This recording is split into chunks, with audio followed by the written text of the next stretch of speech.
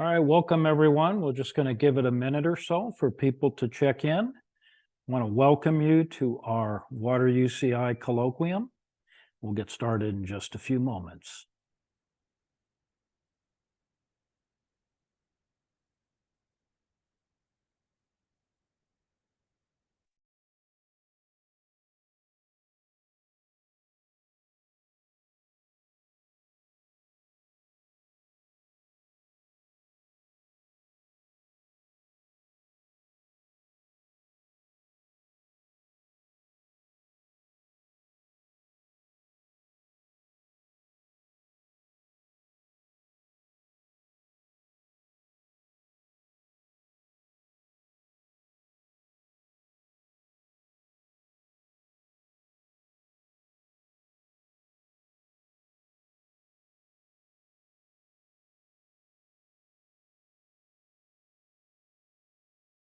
All right, I think we'll get started. Well, I want to welcome everyone to our colloquium on the storm before the calm. Stormwater capture as a means of addressing racism and environmental injustice in Los Angeles. I'm David Feldman. I'm the director of Water UCI, and it's a great privilege to welcome our colloquium speaker for this afternoon, Megan Kung, an economist with the Los Angeles Regional Water Quality Control Board. Subject of calm before the storm, or storm before the calm, is that America's legacy of racist land use and housing policies affect how much impervious surface is in one's neighborhood. This not only affects the amounts of stormwater runoff generated, but also the levels of greenery, temperature, and flooding. Megan's research empirically examines the effect of race on neighborhood impervious surfaces in LA County. Her results imply that LA County follows national patterns of environmental racism, but that there's also great potential to help address historically racist planning policies while meeting stormwater goals through the thoughtful placement of green infrastructure. And before Megan begins, let me introduce her and tell you a little bit about her really splendid background.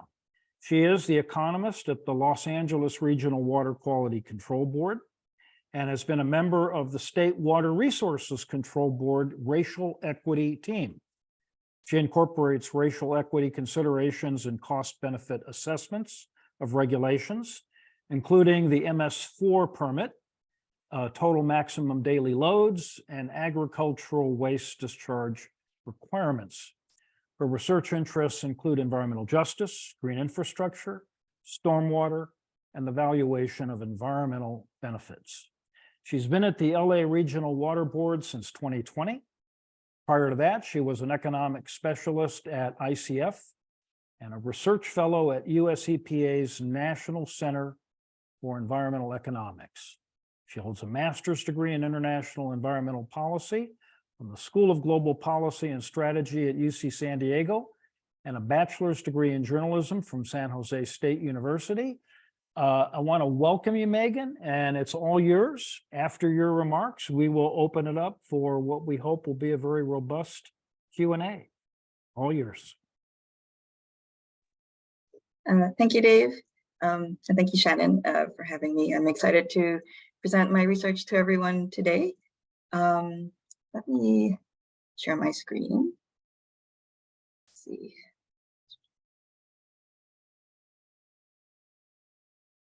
Okay. You guys see? Looks good. Okay, great. Okay. So the title of my research, it's called, as David mentioned, Storm Before the Calm. Stormwater capture as a means of addressing racism and environmental injustice in LA. Our presentation is going to be maybe 20 to 25 minutes, and we'll have a Q&A at the end.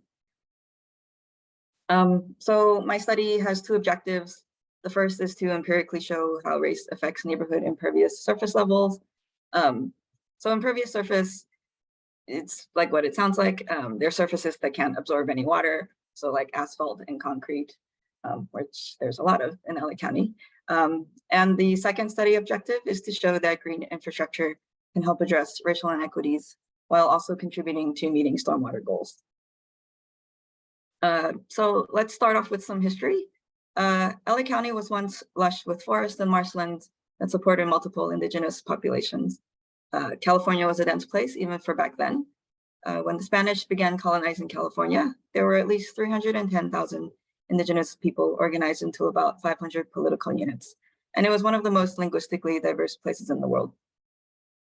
Despite the Spanish enslaving and murdering indigenous people in the mission system and government-sponsored militias hunting them down in the 1800s, they resisted, and as a result, their descendants survive today. However, the landscape and the populations here underwent massive transformations. By the early 20th century, LA was where people from other parts of the US and around the world came in search of opportunity. But opportunities weren't available equally for all. In 1902, the first racial housing covenant was filed in LA, which kept non-white people from purchasing property. The LA Realty Board then campaigned to put racial housing covenants on as many new developments as possible. Here's an example of restrictive language from the home deed of California State Assembly member, a former California State Assembly member and former Southgate Mayor, Hector De La Torre. It says, until January 1st, 1989, no lot in said tract shall at any time be lived upon by a person whose blood is not entirely that of the Caucasian race. And then it goes on to specify, who does not count as the Caucasian race. And it makes an exception to allow anyone who's non-white to live there as long as they're a servant of the white occupant. So anyway, probably a lot of us in this audience have seen maps like this before. This is a 1932 map of LA from the Homeowners Loan Corporation. And they rated the desirability of neighborhoods, which banks used for making decisions on who to give home loans to. And you can see here, there's 4 colors. Green indicates neighborhoods that were most desirable. Blue neighborhoods were desirable, but less so. Yellow was undesirable, and red was the least desirable. And these ratings were largely based on the racial composition of these neighborhoods. So the green neighborhoods, like here in Beverly Hills, very white, homogeneously white and wealthy. And on the opposite end of the spectrum, the red neighborhoods were very racially mixed. And this is where the term redlining comes from. This system effectively blocked off whole communities from creating intergenerational wealth. This is a major reason why, even though the Fair Housing Act banned redlining in 1968, we still feel the effects today, and wealth is still disproportionately concentrated among white people in America and in LA. In LA today, compared to median white household wealth, Black and Mexican households hold 1%, Koreans hold 7%, Latinos hold 12%, and Vietnamese hold 17%. And this is from a great report by UCLA called The Color of Wealth in Los Angeles.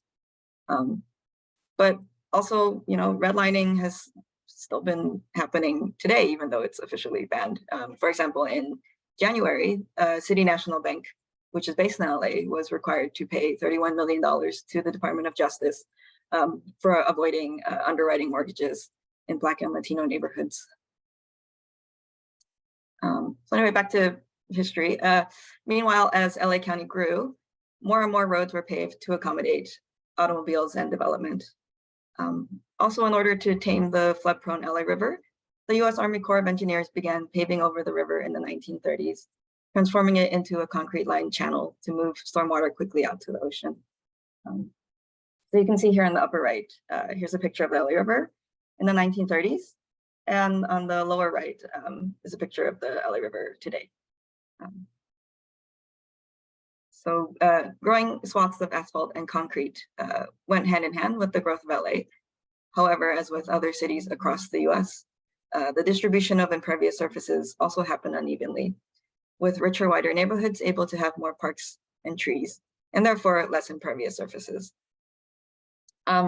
I have a story map of my research, which I'll link to at the end, but that story map has links to peer-reviewed articles about this topic. Also, a major reason for why LA looks the way it does today is because it created the nation's first zoning code in 1904.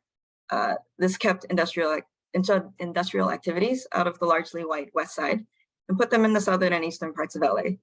And public investment in parks and green space flowed more to wider, more affluent neighborhoods.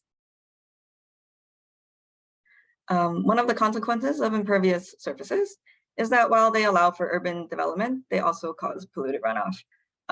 So when it rains, all that gunk on the street and on rooftops, it gets washed, through the storm drains and out into the LA River and directly out to the ocean.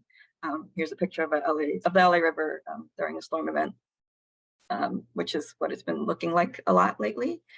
Every rain event is a missed opportunity to capture stormwater and replenish groundwater aquifers, which are important sources of local water, which is really important in California, where we have a lot of droughts. Large areas of impervious surfaces also lead to urban heat island effects, as the asphalt and concrete get hotter and retain more heat than natural surfaces. Here you can see how the west side is cooler, and as you move east, gets warmer. Also, the swaths of blue you see are like vegetated areas, that are parks and mountains. For example, here are the Santa Monica Mountains, there's Griffith Park, here's Whittier Narrows, and it's pretty interesting. Also, you can see, the lines of the streets that are significantly warmer than other parts. Recently, there's been quite a bit of press about inequities in urban tree canopy and urban heat. On top is a story by the LA Times on how neighborhoods that are poorer and with more people of color bear the brunt of extreme heat. On the bottom is an example from National Geographic showing how tree canopy decreases driving down Vermont Avenue in LA from north to south. Again, my story map has more links to articles on this topic. Green stormwater infrastructure can act like sponges that soak up or filter stormwater. This not only helps with reducing runoff, but also provide other benefits, such as reducing urban heat, improving air quality, increasing wildlife habitat, improving neighborhood aesthetics, and increasing recreational opportunities in the form of parks when installed thoughtfully. So on the left here, it's a diagram, an example of a stormwater tree. In this example, there's some pervious pavement, so stormwater can filter through that and go down, and the tree roots can suck up the water that's stored down here.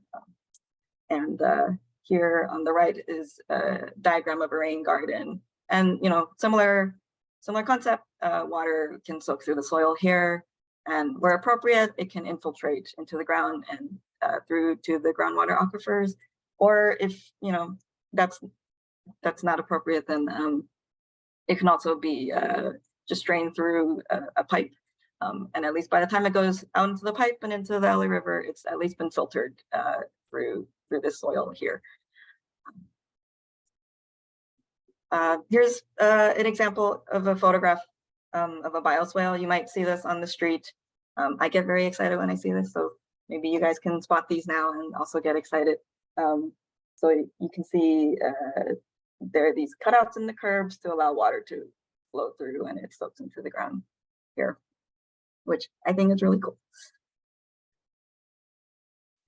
Okay, so as for the data that I collected for my study, the impervious surface data I got from the USGS National Land Cover Database. And that data was collected from 2016. This was a raster data set, which means it was essentially a collection of pixels that were derived from satellite imagery, and each pixel has a value assigned to it in terms of how impervious that land area is. So I averaged these pixel values over census tracts and created this map.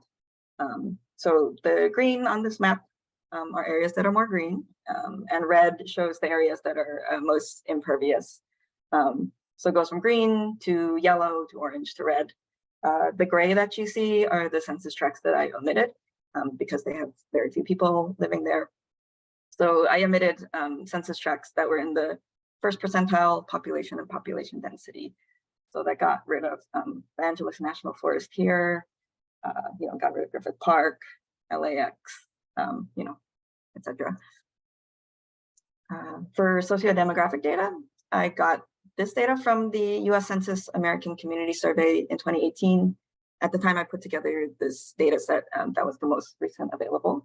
The variables I collected were race, median income, owner-occupied percentage, and population, from which I created a population density variable. And for land use, I got this data from the Southern California Association of Governments from 2016. From this data, I calculated numbers by census tract, the percent single family homes, percent multifamily homes, percent commercial, percent industrial, and percent agricultural. There's not a ton of agricultural land in LA County, but there's some. And the sample size of my data set was about 2,200 census tracts.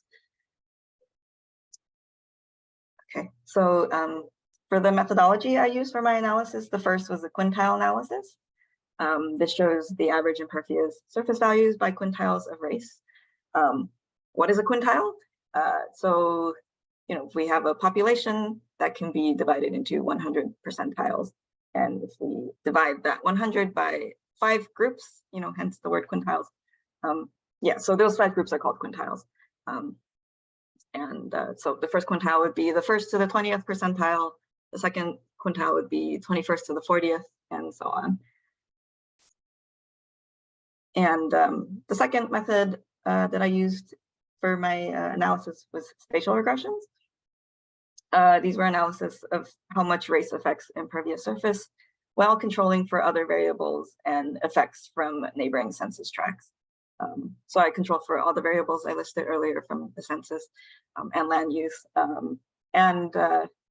These effects from neighboring census tracts are like, I guess they're called neighbor effects.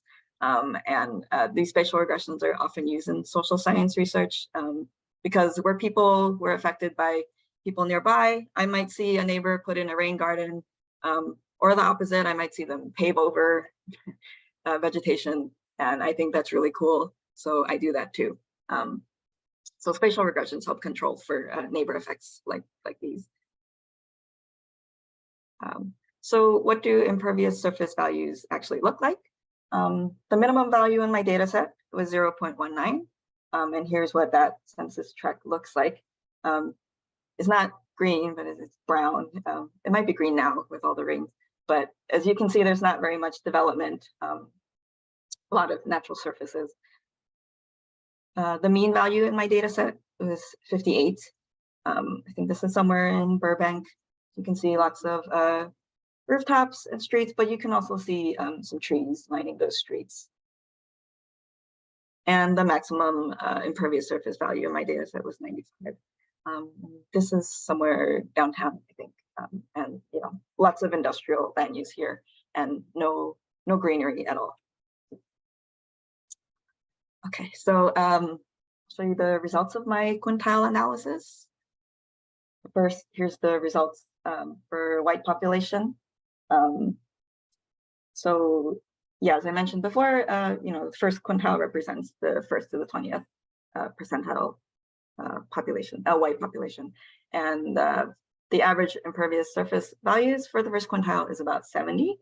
And as you move up in quintile, or in other words, as the white population increases, you see the impervious surface values decrease. For the Black population, you see the opposite, especially in the 4th and 5th quintiles. As the Black population increases, impervious surface values increase. For Hispanic population, it's similar. As the Hispanic population increases, so does impervious surface. And for the Asian population, results are mixed. Impervious surface values decrease from about the 1st to the 3rd quintile, but then increase again through the 4th and 5th quintile. But yeah, overall, the picture for people of color is different than that of white people. So yeah, moving on, race is unfortunately correlated with other factors like income, owner-occupied rates, population density, and land use. And these all affect impervious surface levels. So how much is neighborhood impervious surface explained by race? Well, we control for these other factors. Next, I'll move on to spatial regressions to control for these factors plus neighbor effects. Okay, so before I show you my results, let me set up the graph for you. So the y-axis in red, these values indicate the difference in imperviousness from the first quintile. And the x-axis in red shows the quintiles relative to the first quintile. So yeah, you only see values 2 to 5. The first quintile is left out because the values that I'm showing show the difference between all these other quintiles and the first. Okay, so in model 1, that's the most simple model where I only look at how race affects impervious surface, controlling for nothing else. These are the results for white quintiles, and it's very similar to the earlier results I showed. As the white population increases, impervious surface values decrease. For Black population, it's the opposite. As their population increases, so does impervious surface. The same for Hispanic. And for Asian, results are statistically insignificant. I forgot to mention these lines. They signify 95% confidence intervals, which means that there's a 95% probability that values fall within those bars. So for Asian, since we see that the bars intersect the 0 line, that means it's statistically insignificant. So yeah, moving on to model 2, I put in my first control variable, which is median income. So let me go back to model 1. So you can see the difference. Here's model 1, and here's model 2. So you can see that for Hispanic, that becomes statistically insignificant, but results look pretty similar for white and Black. For model 3, I add in another control variable, which is owner-occupied rate. And now for people of color, it becomes statistically insignificant. But for white, we still see a statistically significant and decreasing trend for impervious surface values. For model 4, I throw in population density, and the results look very similar to the previous results. And moving on to model 5, which has the most control variables, has all those land use variables, single family home percentage, multifamily homes, industrial, commercial, and agricultural. Again, the results look pretty similar. We still see a negative decreasing trend for impervious surface values as the white population increases. So yeah, what are the takeaways from these results? In general, neighborhoods with more white residents have less impervious surfaces, while neighborhoods with more people of color have more impervious surfaces. Heavily Black and Hispanic neighborhoods have the most impervious surfaces. After controlling for other factors that affect neighborhood impervious surface levels, the percentage of white residents is still a significant predictor. So the implication is that green stormwater infrastructure efforts should be targeted to neighborhoods with more people of color for both moral and practical reasons. This helps correct for racial inequities while also capturing stormwater where there is most opportunity. Or another way to look at it, I think, is if you put green infrastructure in the most impervious areas, most likely this would be contributing towards racial equity.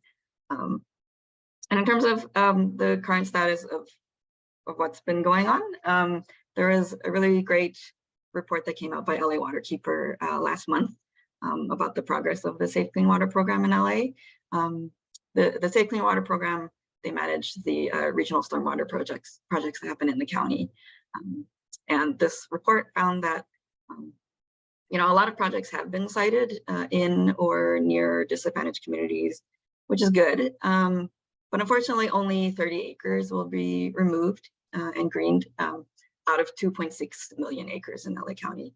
So obviously, there's still a lot of progress that can be made. So yeah, let me open up to questions and comments. But I also want to mention, here's the link to the story map that I made, which is almost exactly the same content as what I just presented. Oh, but I also want to caveat that it works best on desktops, also works on Androids, but doesn't work on some iPhones. Oh, also I realized the results of my study, probably, I mean, it can make you sad or mad or both. And the story map has suggestions on, what the public can do, suggestions for like nonprofits to look at, and just other actions to get involved. And yeah, that's my contact information for anyone who wants to reach out directly. I'm happy to talk. So yeah, let me open up to questions and comments. Great presentation, Megan. Thank you very, very much. For all of the participants, you'll notice at the bottom of your screen is a Q&A box. Please insert your question. We'll go through them and make sure that as many of them as we can answer within the remaining hour will be answered. And I'm happy to say we have a couple questions already. One from Michael Mendez. Thank you for your great analysis. How do you intend to use these findings in the regulatory work of the LA Regional Water Quality Control Board?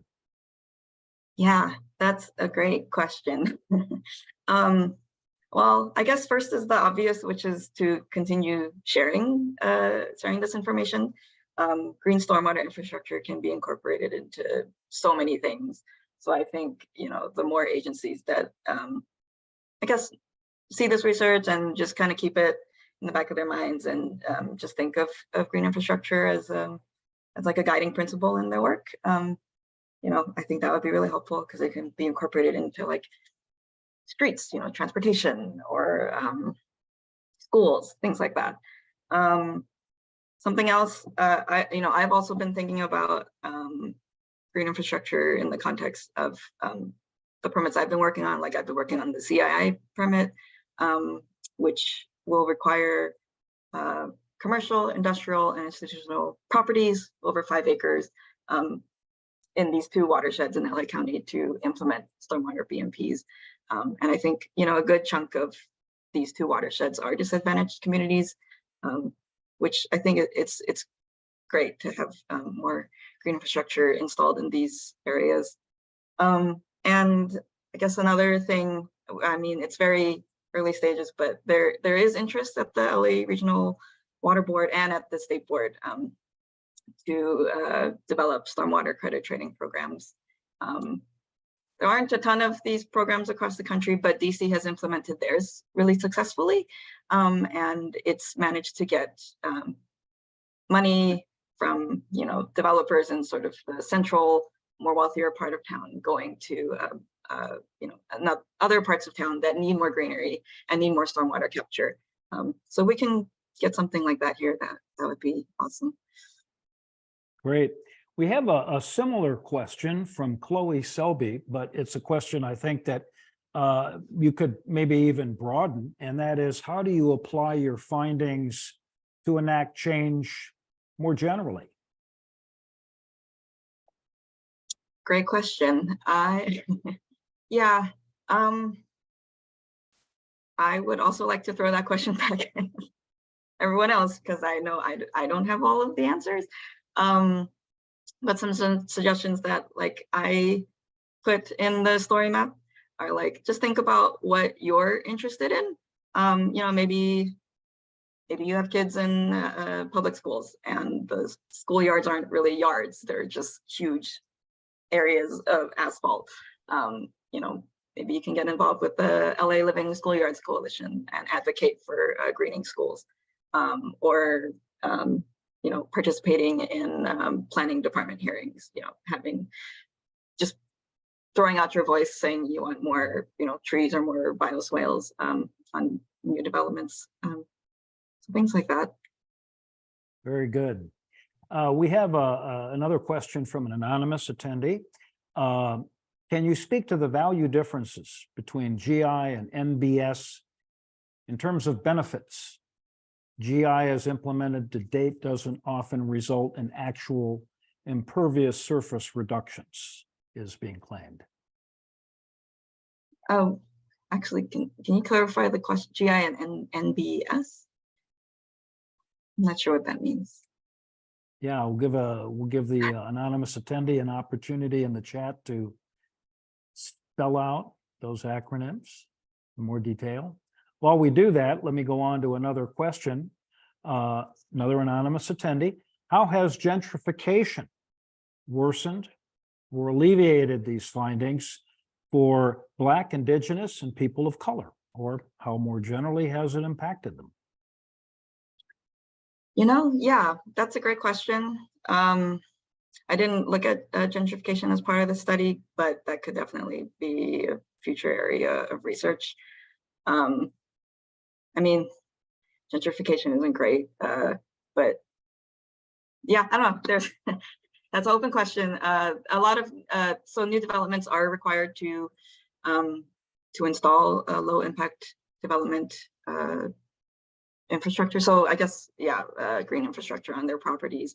So I mean, that's great for stormwater capture, but there's all these other externalities that come with having a luxury development in a lower income neighborhood, which isn't great. And there's just all these other factors that are just outside of the scope of the water boards. But then, that just highlights the need of how we need to work with other agencies and, think about things like rent control or workforce development, hiring workforce nearby. So yeah, I don't know, that can be a really, really long discussion. Great. Lauren Poor has a question. First of all, she says, amazing research. Thank you. How can this be paired with protective legislation to ensure that once the neighborhoods become more green or have less imperviousness, the tenants and occupants can stay there, avoiding gentrification in newly greened areas? So kind of related to the previous question, but a little different wrinkle. Yeah, I guess just like what I said before, it highlights the need for us to just work with different agencies, different community groups to think about things like rent control and hiring a local workforce, and just hearing more from the community. Because yeah, I certainly don't have all the answers for that. So it sounds like clearly one of the implications of your work, Megan, is that stormwater capture and impervious surface issues, greening of neighborhoods, really needs to be part of a more broadly comprehensive plan for environmental justice in communities. Yeah, definitely. Yeah, very, very good. James Cortez Rivera says, this presentation is amazing. I understand why your data omitted forested areas. Can you explain why you removed Wilmington, the southern tip of Los Angeles City? While it is low density, it has some of the most marginalized populations in the county, and it is also an area that is heavily red in the heat map. Yeah, I can that's definitely something I can look at again. I just chose the first percentile population density because I'm looking at how this affects people. So I didn't want to include areas that didn't have that many people. But it does, I don't know, yeah, it seems like it's worth looking into this area in Wilmington. Maybe I should have kept it in the study.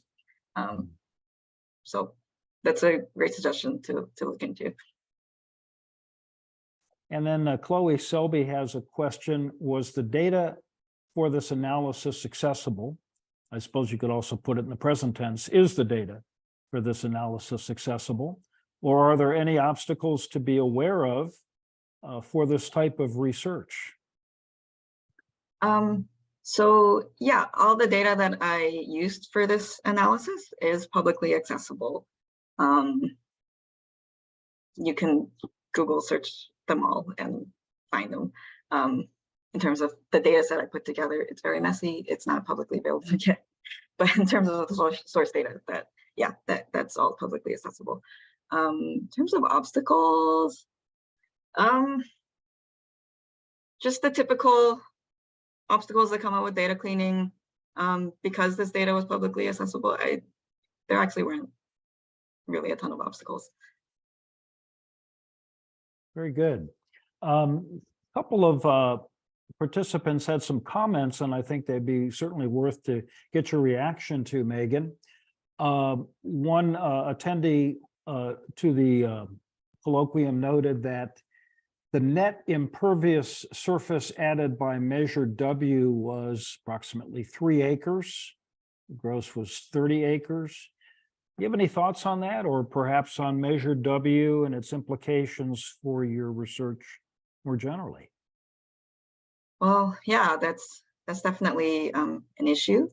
I think moving forward, you know, the water board can, I guess, kind of work with measure W some more and kind of thinking about incorporating green infrastructure and having that as more of a guiding principle. Yeah. Very good. So something that as measure W continues to be implemented, decision makers need to really prioritize, it sounds like. Yeah. Yeah. And I think there was another report. Actually, no. I think, yeah, there's been so many reports that have more specific recommendations than what I do.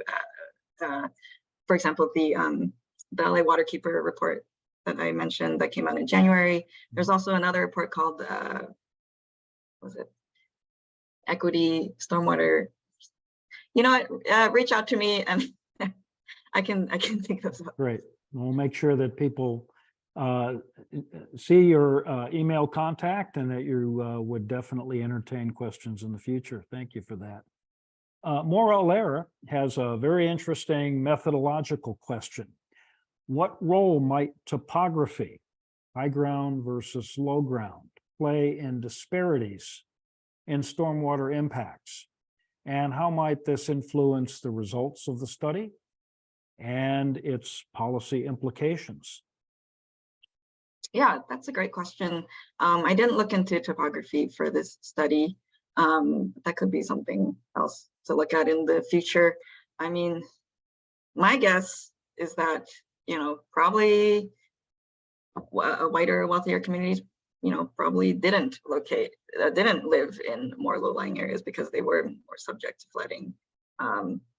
But, you know, that's a hypothesis, something to look into. But my guess is, you know, that probably affects how things are today. Very good. We have, I think we can get a clarification on one of the earlier questions on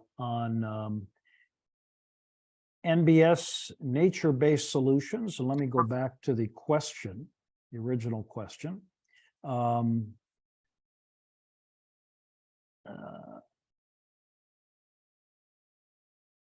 So the question was,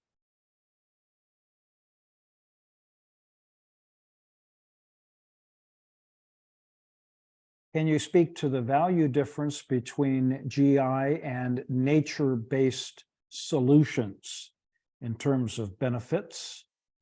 GI, which I guess would be the opposite of nature-based solutions for stormwater management, as implemented to date, doesn't often result in actual impervious surface reductions.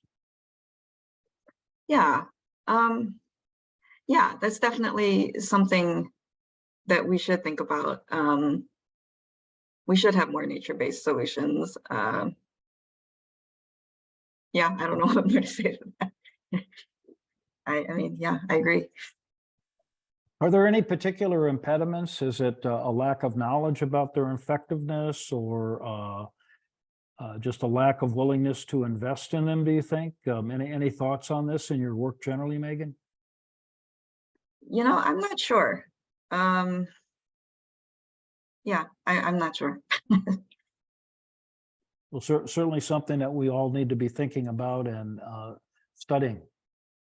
And please continue. If you have additional questions, just put them into the Q&A and we'll get them answered. Carol Moore has an observation, and I'd like to get your reaction. I think it's an interesting observation. She says, I've observed this issue. I noticed the lack of trees while driving in Los Angeles. When I looked at what had happened, I noticed the streets had been widened. Property owners had paved their yards to park their vehicles and their recreational vehicles. Continue to be troubled for not only have we lost wetlands as well as pervious areas, we continue to push for even higher density in low-income areas, as the Southern California Association of Governments supports that for transportation usage. She ends by saying, removing pavement is a must for flood control. We cannot continue to pave. A lot of interesting observations embedded in these comments. Any reactions or thoughts to this? Kind of a lot of thought here being given to the role of transportation infrastructure and how it may adversely affect this issue. Yeah, well, I mean, historically, public transportation decisions have also been based on like race and income. I think higher income neighborhoods or wider, or whiter neighborhoods traditionally were, sometimes don't want public transportation coming to their neighborhoods. And same with high density housing. So yes, we do need more high density housing, and it is happening. For example, like in my neighborhood in Koreatown, there's a ton of more apartments going up. And while I do agree that we need more housing, I feel like new denser housing is, the distribution of it is not really equal. Like we should be spreading it out to other areas as well, not just my neighborhood. Not that I don't want more housing, but Right. It could be more equitably distributed. Well, that's a very important point you make, and it's certainly one that we see in a lot of conversations about affordable housing in Los Angeles generally for a variety of reasons. Thomas Pashota has a great question, methodological question. Can you describe how the populations were grouped into the quintiles, lowest and highest? Is this based on population density, income, or other factors? So the quintiles were based on the racial values. So yeah, I decided to use quintiles because the racial distributions are not all the same. And by putting it into quintiles, this makes it more consistent. So yeah, dividing into, you take 100 percentiles and you divide that into 5 groups, so that each group has the same number of census tracts. So yeah, like, so the first quintile would have the 1st to the 20th percentile, and then second quintile would have 21st to the 40th, and then so on and so on. I hope that was clear. Okay, very good. While we wait for some other questions, I had a couple of questions on my own, Megan. I want to start out with some of the implications of your study for land use policy in cities more generally. Clearly, this is a national problem, and we would expect that many of the problems that you've identified in Los Angeles, in terms of racial disparities and pervious surface, would exist in other cities as well. Do you have any thoughts about what sorts of specific policies states more generally, and perhaps even the Environmental Protection Agency or other federal agencies, Housing and Urban Development, for example, Department of Transportation? Is there a need for some national and state level policies in this area to really push this question of injustice, really overcoming this question of racial injustice and stormwater? Yeah, it'd be awesome if there was more coordination on this. Like I said, green infrastructure can be incorporated in like all the agencies you just mentioned, housing, transportation. I think I do know a while back, EPA was working on some MS4 stormwater rule, but I think that fell through. I don't have any more specifics about that. But yeah, I think national coordination would be hard to do, but it doesn't mean it's not worth trying. Mhm. Same with, at the state level and the local level. At least local level, we have more control. And yeah, I'll just keep sharing this information, and hopefully people will work together on this. Second question is, this is great research. What do you see as the next set of research challenges in this area? And what do you see yourself as working on in this domain? I don't know. Yeah. In terms of research challenges in the future, I don't know. I think I just want people to take this research and do something with it. I am open to suggestions on what else to look into. I don't know. But yeah, for now I'm focused on this, and also hoping to at least put this into a peer-reviewed journal. But that's a slow work in progress. If anyone out there has any suggestions, please do forward those to Megan. I know she'd be delighted to hear of some prospective outlets. I had another question while we wait, if anyone else has additional questions to put in the Q&A.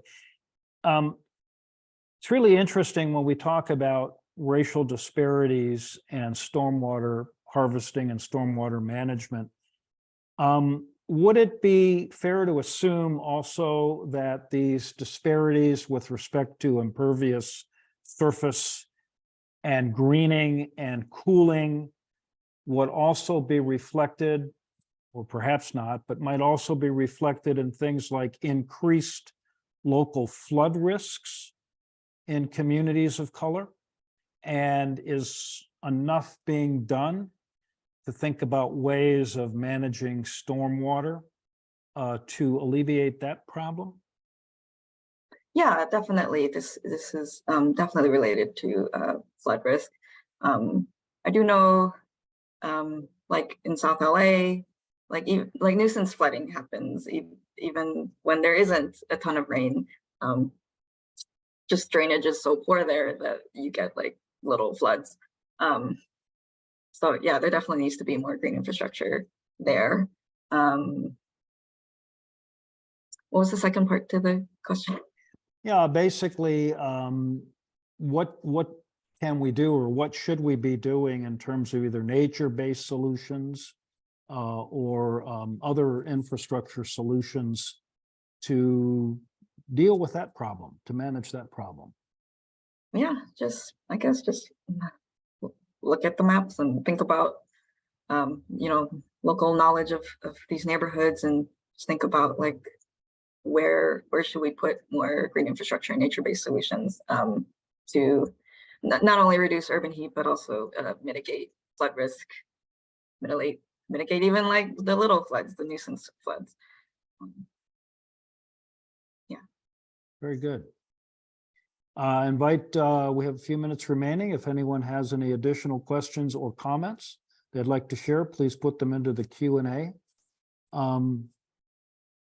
Megan, you're working for the LA Regional Water Quality Control Board. I take it that this issue from your perspective is also something of concern at the state level with the State Water Quality Control Board. And if so, are there things that they're doing or considering that we need to know about?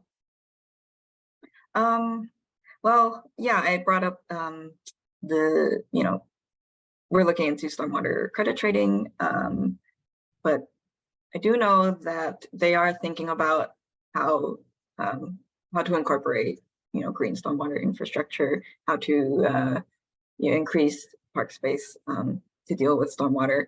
I unfortunately can't speak to anything more specific.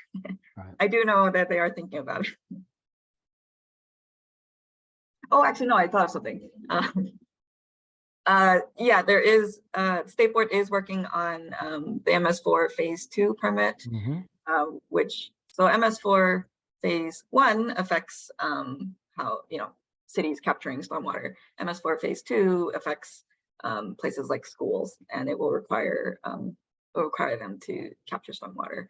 which I think would be great because, for example, in LA, the LA Unified School District is the largest landowner. So requiring them to capture stormwater and install nature-based solutions, that would have a huge impact. This county. Big footprint there. Yes. Yeah, absolutely. Yeah. Any other questions from our audience? I think we've got one. Let's see here.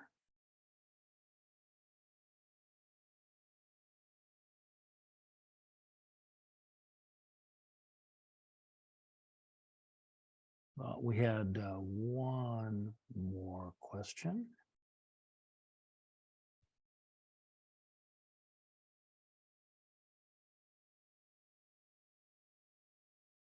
I guess that was it. Seeing no more questions, I'm going to ask Megan if you had any further observations that you'd like to share. Maybe what we could be doing to heighten awareness of this issue here in Orange County, as well as in LA County. It seems to be an issue that's certainly worthwhile. What do we need to be doing? What do we need to be enacting change? Yeah, I guess just keep sharing this information, being aware of how, our racism in our history just affects like impervious surface and stormwater today, and just increasing collaboration and incorporating green infrastructure and nature-based solutions into everything. And I'll also turn the question back to you. What do you think you guys should be doing? Well, a couple of suggestions, and we've got a couple, well, one specifically, you were asking about outlets for your great research and a way of disseminating it. James Cortez Rivera suggests case studies in the environment, which might be a good journal to target. I would second that, by the way, familiar with that journal, and it's a great journal, and it has definitely a policy-focused audience. So that's a good suggestion. Something else I would want to pick up on, yes, published by University of California Press, indeed. Thank you for that, James. You mentioned education. Maybe a final question, a final issue to reflect on. What can we be doing in terms of curriculum in public schools? Yeah, I think absolutely stormwater should be incorporated into the curriculum, whatever environmental classes that happen. And even just, having a rain garden in the schoolyard, I think that would be really educational for kids. Just gets them thinking about it. And then when they're walking around, maybe they can think about like, where else can stormwater be captured?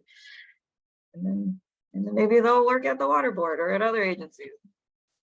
Or maybe even having some of the students work on stormwater projects. Hands-on work. Yeah, great. Definitely. Great.